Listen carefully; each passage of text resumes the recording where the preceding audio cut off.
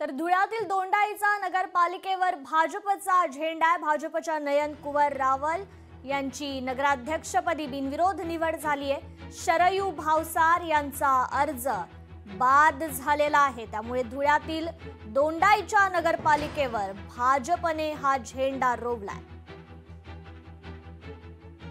साहेबांचं अभिनंदन करतो की त्यांच्या यशस्वी वाटचालामुळे त्यांनी घेतलेले धोरणामुळे आपण पाहिलं की भारतीय जनता पार्टी हा धुळे जिल्ह्याचा बालेकिल्ला आहे। दोंडाईच्या शहरामध्ये पहिलं महाराष्ट्रामधलं नगरपालिका बिनविरोध झाली आहे। 7 नगरसेवक आमचे बिनविरोध झाले आणि कदाचित माघार होईपर्यंत जवळपास सगळे नगरसेवक ते बिनविरोध होते। आईसाहेब हे चौथ्यांदा नगराध्यक्ष बनतात।